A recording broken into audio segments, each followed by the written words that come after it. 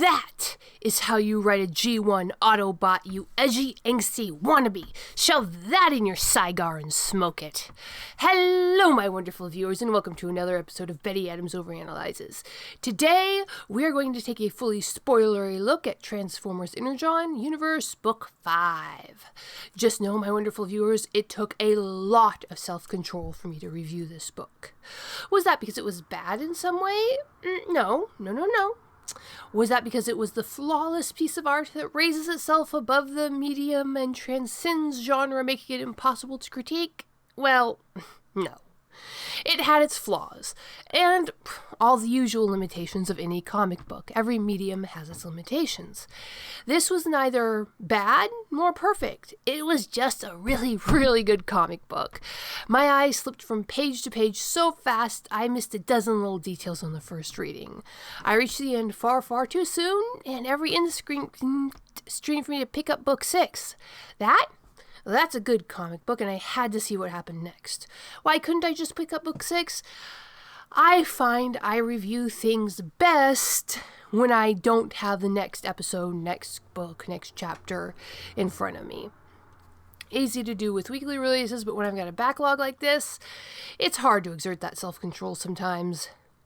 So now I'm going to do the usual spiel. If you don't want any spoilers, you can click away and go check out the links below the video to get yourself a copy of my books, Flying Sparks, Dragons, Aliens, and Things That Go Boom in the Night, or Humans Are Weird, I Have the Data, a collection of short, absurd science fiction stories. Hit that like button to let YouTube know that you like what I do, and enjoy the spoilers. Finally, Sparkplug is back to the way the man should be. He is elbow deep in a machine, smiling up as he cracks wise with Wheeljack. He is having a long, spark-searching talks with Optimus. He is there being helpful. Looking back over my reactions to Sparkplug's part in the previous books, in retrospect, I was pretty negative, maybe unfairly so. I did not like how our man was being shown, broken, hurting, letting his hurt ruin him. Why did that sit so badly with me? Well, like all fans, I have a version of Sparkplug that I imprinted on as the right Sparkplug, the true Sparkplug. And it was most certainly not the arrogant, all but heartless general from IDW. I might have disliked PTSD Sparkplug here in Energon with his faulty logic, but I detested IDW's Sparkplug in name only. Now, my Sparkplug is older. My Sparkplug first came to me in a choose-your-own-adventure book. Remember those late-night 80s gems? The one where the Autobot's Energon is poisoned and Sparkplug has to help by getting more?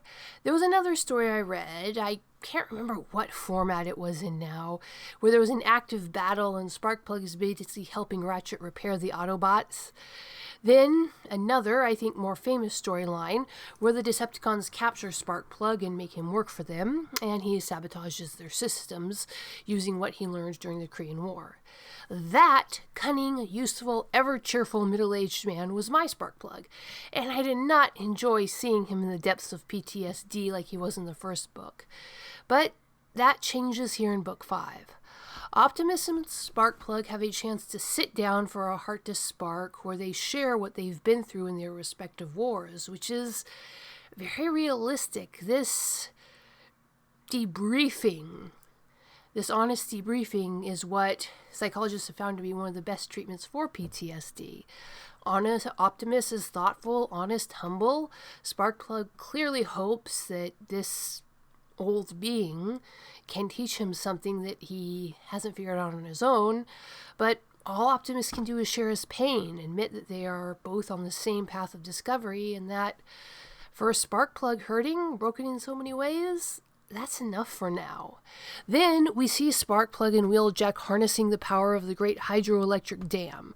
Or rather, we see as much of Wheeljack as Ratchet can expend the Energon to activate. The Autobots get a turbine going with Sparkplug's help and revive their fellow warriors. And who do they revive first? Everybody's favorite pink powerhouse RC. And it is RC that they revive. Now, I adored Transformers Prime RC. As different as she was from G1.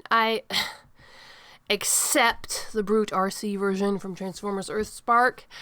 I think they were just a bit try-hard with her character in Earthspark. They needed her to be different from the other Fims.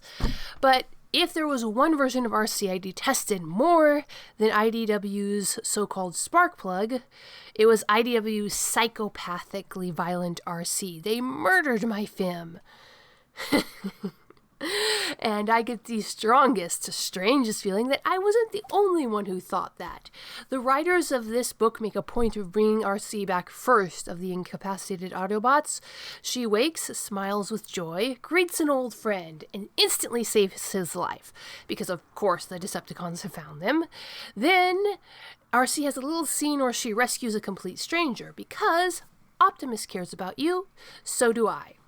That is my RC, and that entrance, well, if it wasn't an artistic middle finger to what they did to her in IDW, I don't know what it is. This is how you write RC. As Optimus himself proves over and over, compassion and comeuppance can come in the same brightly colored package.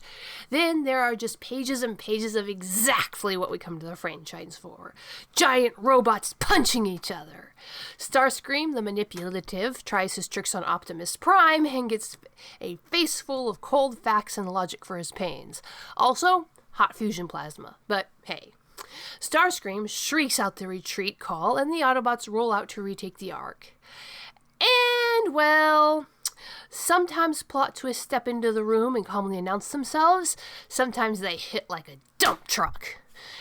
That was a good comic book. It did exactly what it set out to do. I read it and then reread it for details like, why did it look like Optimus Prime was in a church when he was having that conversation with Sparkplug? This comic book left me wanting more. Now for some nitpicks. These creators, in leaning into the sometimes campy nature of the story, good, honest, shameless camp requires balance. And they just haven't quite found their balance yet. And, well, it's great. Don't get me wrong. It's wonderful that the author is so obviously unashamed of the source material. But you can lose that balance and lean too far into the simplicity of G1. The opening 2 pages of this book, where Optimus and Sparkplug are sharing their heart wounds, it feels a little too forced. A little too like something was made, forced into a shape that wasn't going to naturally take on its own. When Starscream almost literally kicks a puppy to show you how sparkless and evil he is, I mean, we got that aspect of his personality when he blasted Bumblebee's face, slapped Carly's dad to red mist for kicks and giggles. So, kicking a defenseless kitty is in line with his behavior, but it was a bit over the top, a bit overly dramatic. And I am saying that in the context of a Transformers comic. Then, we have my beloved Jazz. He is just the constant music references, Cliffjumper lampshading that he doesn't get the references. It was all just a little too cheesy. And not really consistent with Jazz's personality in G1, but hey. I will gladly accept in honest cheese the overflow of sincere effort and loving respect. But what do you think, my wonderful viewers? Was Jazz a little too corny? Or am I just a little too jaded? Tell me what you think in the comments below. Hit that like and subscribe button to let YouTube know you like what I'm doing. And peace out, my wonderful viewers.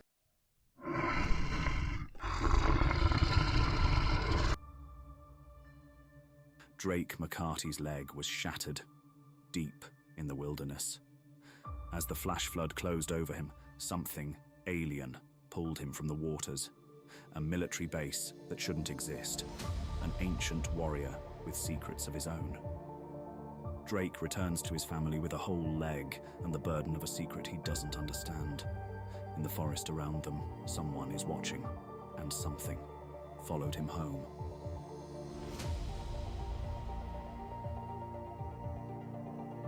Flying Sparks. 90,000 words of science fantasy adventure. The first novel in the Dying Embers universe is now available on Amazon, Barnes & Noble, Kobo by Rakuten, Google Play Books, and from the author as a signed copy. Get your copy now and step into a world where dragons walk the forest, aliens lurk on the mountain, and things go boomp in the night.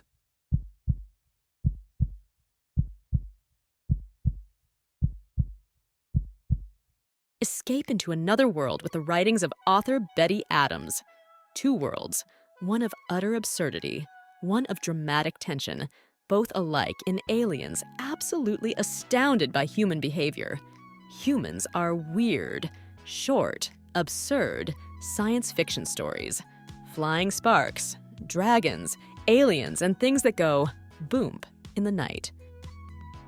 Books available on Amazon, Barnes & Noble, Kobo by Rakuten, Google Play Books, and at authorbettyadams.com for a signed copy.